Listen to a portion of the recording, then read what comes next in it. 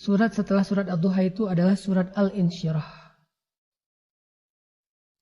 Yang Allah membukanya dengan kalimat Alam nashrah laka sadrak. Wa wada'na anka wizrak. Alladhi anqadha dhahrak. Wa rafa'na laka dhikrak. Fa inna ma'al usri yusra. Inna ma'al usri yusra. Fa idza faragta fansab. Wa ila rabbika farghab. Apa inti dari surat Al-Insyirah ini? Kenapa Allah letakkan surat ini setelah surat Ad-Duha? Apa arti Al-Insyirah? Arti Al-Insyirah itu berlapang dada. Dan ada doa tentang Al-Insyirah, berlapang dada. Rabbi syrah li sadri. Ya Allah, lapangkan dada saya. Apa maksud lapang dada? Lapang dada itu menerima masalah. Orang yang dadanya lapang, yang hatinya lapang, maka masalah dan ujian itu ada tempat di hatinya. Tidak membuat dia sempit, kemudian dia keluarkan masalah itu, dia menghindar dari masalah itu, enggak. Berlapang dada artinya dia ridho dengan ketentuan Allah Subhanahu wa taala. Dia ridho dengan pemeliharaan Allah Subhanahu wa taala. Dia ridho dengan pilihan Allah untuk hidupnya. Dia ridho dengan takdir yang Allah berikan dan Allah gariskan dalam kehidupan dia. Dia ridho. Syarhus sadar, dia lapang dadanya. Sehingga siapa yang lapang dadanya, kata Allah, wa wada'na anka wizra.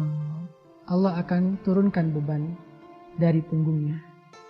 Kalau kita bisa berlapang dada, maka masalah akan terasa ringan. Bagaimana cara berlapang dada? Ridho. Ridho karena kita percaya Allah adalah sebaik-baik yang mengatur. Pilihan Allah itu udah terbaik dalam kehidupan kita. Suami kita, istri kita, pasangan kita itu adalah pilihan Allah. Yang sudah menjadi halal bagi kita, jodoh kita itu pilihan Allah. Dan itu yang terbaik dalam hidup kita. Dan kita percaya Allah gak salah pilih. Sehingga ketika kita nerima, ridho, menjadi ringanlah masalah kita. Wa rafa'na laka dzikrak. Kami angkat kemuliaanmu, derajatmu, sehingga ketika kita lapang dada, masalah kita menjadi ringan, maka Allah akan angkat derajat kita menjadi orang yang mulia di sisi Allah. Bagaimana? Allah akan sebut nama kita di antara para malaikat. Allah akan mention kita di dalam majelisnya yang mulia di Arasy dan di Baitul Ma'mur. Mention nama kita. Nama kita disebut. Fulan bin Fulan, hambaku yang aku cintai. Dia itu adalah hamba yang ridho dengan ketentuanku. Wahai malaikat, cintailah dia. Lalu semua malaikat mencintai dia. Lalu malaikat turun ke bumi memberitakan kepada seluruh penduduk bumi kecuali jin dan manusia untuk mencintai dia. Sehingga ikan mencintai dia, burung mencintai dia, seluruh makhluk, angin, tumbuhan mencintai dia. Wa rafa'na laka dzikrak. Kami tinggikan derajatmu. Makanya Nabi itu dicintai oleh semesta. Batu nangis kalau Nabi nggak mengusap ke atasnya. Nabi tidak duduk di atas pohon, pohon itu menangis. Ketika Nabi bersandar di bawah pohon, pohon itu menunduk. Ketika Nabi berjalan di bawah terik matahari, awan melindungi beliau menjadi payung. Semesta mencintai Nabi. Kenapa? Karena Allah telah mengangkat derajat Nabi.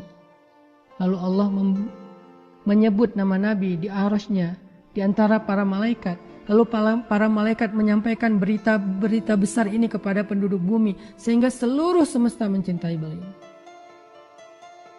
Maka itulah yang terjadi kepada hamba yang ridho dan berlapang dada.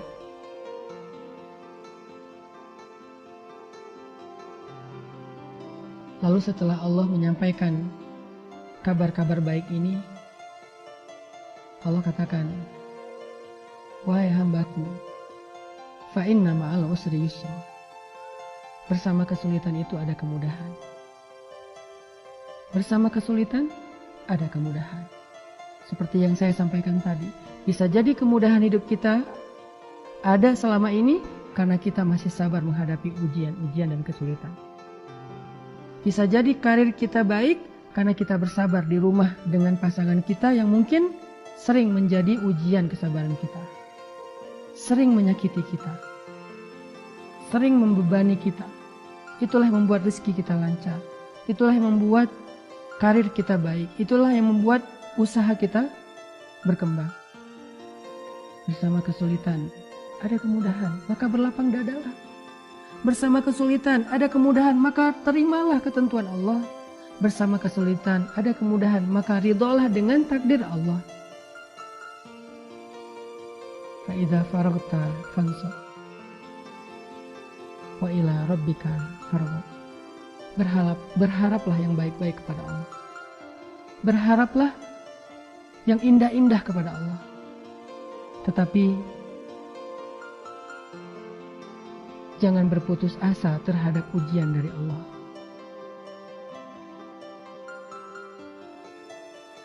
Jangan berputus asa dari pertolongan Allah. Jangan berputus asa karena Allah tidak pernah meninggalkan kita. Mudah-mudahan surat Al-Insyirah ini bisa kita mengerti setelah surat Ad-Duha. Jadi sekarang teman-teman kalau baca Al-Quran udah punya 2 surat yang bisa dibaca dengan pemaknaan. Coba ketika baca surat Al-Insyirah di dalam sholat, teman-teman renungkan kalimat fa inna ma'al usri yusra. Inna ma'al usri yusra. Bukankah bersama kesulitan ada kemudahan? Bukankah bersama kesulitan ada kemudahan? Coba teman-teman renungkan kalimat itu dan kemudian coba renungkan kehidupan kita selama ini. Bukankah ada kemudahan banyak dalam kehidupan kita? Dari mana datangnya? Dari kesulitan-kesulitan yang kita masih bersabar menghadapinya. Baca surat Ad-Duha dengan renungan pekan kemarin, baca surat Al-Insyirah, maka 2 surat ini mudah-mudahan menjadi surat favorit kita dalam sholat-sholat kita ke depan.